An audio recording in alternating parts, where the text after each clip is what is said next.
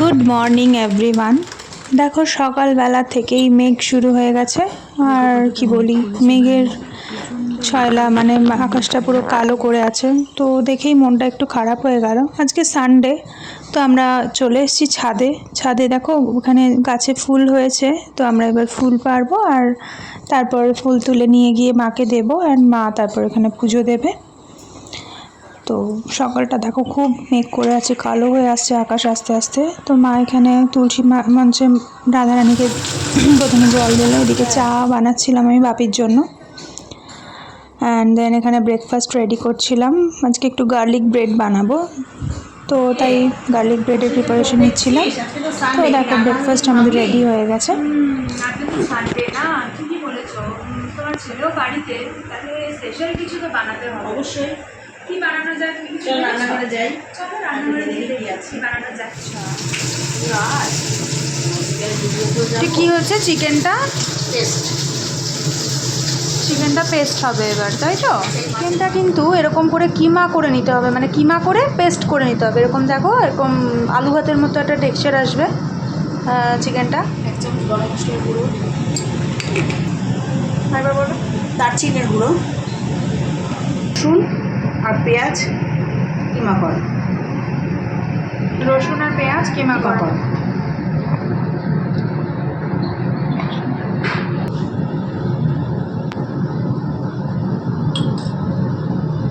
আর একটা ডিম ফাটিয়ে দিতে হবে।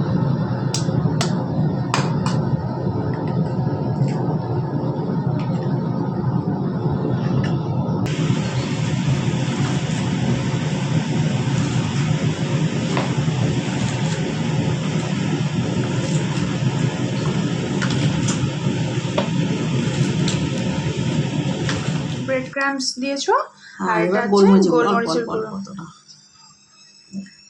ব্যাস ছেড়ে গোলমরিচের গুঁড়োটা হলো। রাখা হয়েছিল সবকিছু দিয়ে, সেটাকে এরকম বলের আকার তৈরি করে এবার ওটাকে হালকা ভেজে নিতে হবে। মিডিয়াম একটা বলের মতন, একটা নাড়ুর মতো অনেকটা হচ্ছে না এটা শেপটা? যে যার মতো শেপ দেবে। আচ্ছা,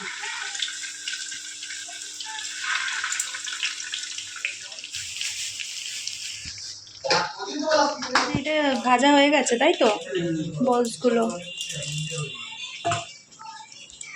ডিম এখানে ভেজে রাখা হয়েছে অর্ধেক করে কেটে। এটা কি কি দিচ্ছ এর মধ্যে? পেঁয়াজ দিয়েছো? আচ্ছা, রসুন, আদা, কাজু, আচ্ছা। কাঁচা লঙ্কা।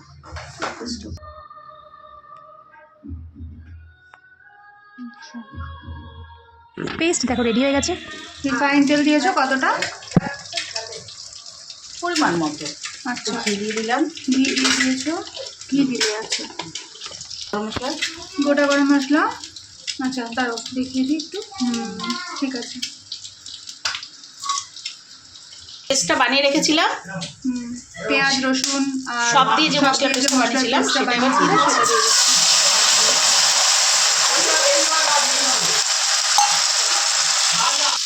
নুন পরিমাণ মতো।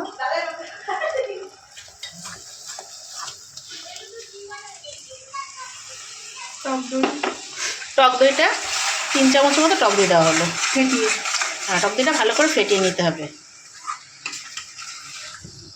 মশলাটা কষানো হয়ে গেছে, তাই এবার এর মধ্যে জল দিয়ে দিলাম। জলটা কি? গরম জল। গরম জল আছে।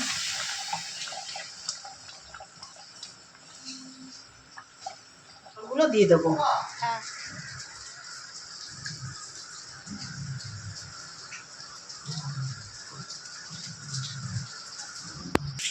চিকেনের বলসগুলো একে একে এবার ছেড়ে দিতে হবে এভাবে আস্তে আস্তে।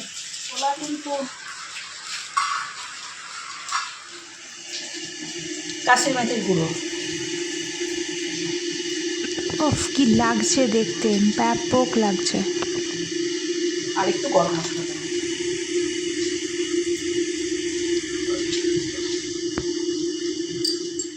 দেখো কি সুন্দর ফুলে উঠেছে এগুলো, কোপ্তার বড়াগুলো, আর ভালো মানে বেশ সুন্দর একটা গন্ধ, স্মেল বেরোচ্ছে। বেশিক্ষণ লাগবে না, হয়ে এসছে প্রায়। এখানে ভেজে রাখা ডিমগুলো আস্তে আস্তে এখানে সাজিয়ে দিতে হবে উপর থেকে। ডিমটা অপশনাল, আপনারা চাইলে নাও দিতে পারেন।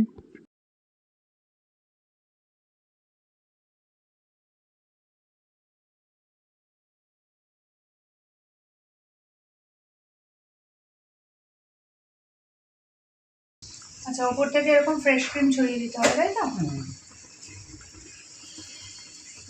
বাও, কি ভালো লাগছে দেখতে।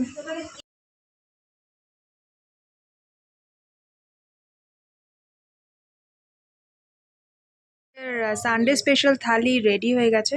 দেখো, এখানে রয়েছে চিকেন কোফতার যেটা মা বানালো, এখানে রয়েছে চিতল মাছ, অ্যান্ড এটা হচ্ছে জিরা রাইস।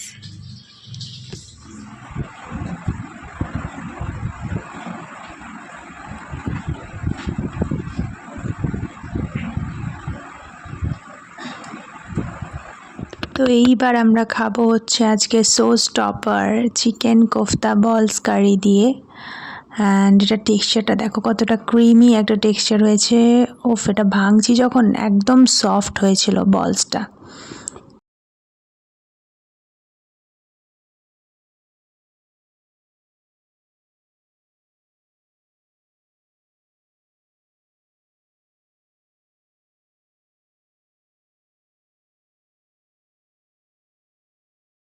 তো দুপুরে লাঞ্চের পরে একটু রেস্ট নিয়ে আমরা বেরিয়ে পড়েছিলাম একটু ছোটোখাটো শপিং উদ্দেশ্যে।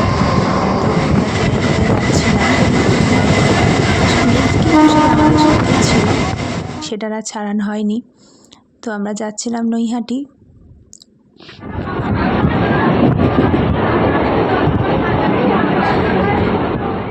তো আমরা এখানে চলে এসেছি, নৈহাটি পৌঁছে গেছি। আমরা এবার টোটো করে যাচ্ছি আমাদের উদ্দেশ্যতে। তো আমরা অ্যাকচুয়ালি যাচ্ছিলাম আমরা জুডিওতে, অ্যান্ড জুডিও শপিং করে আমাদের জাস্ট দিনটা শেষ করার পালা ছিল। অ্যান্ড দেখো আমরা পৌঁছে গেছি অলরেডি শপিংয়ের ডেস্টিনেশনে। মোটামুটি সবাই শপিংয়ে ব্যস্ত হয়ে পড়েছিল, আর আমি একটুখানি ভিডিও করে তোমাদের দেখানোর চেষ্টা করছিলাম যে আমরা কোথায় কোন ফ্লোরে রয়েছি। অ্যাকচুয়ালি আমরা ছিলাম ফিমেল ফ্লোরে ফার্স্টে, অ্যান্ড এটা ছিল গ্রাউন্ড ফ্লোর। তো এখানে কালেকশন আমাদের ওয়েস্টার্ন কালেকশন ছিল ম্যাক্সিমামটাই। তো এখানে মাও শপিং করছে, দেখো মাকে আমি ডেকে দিয়ে তারপর দেখালাম।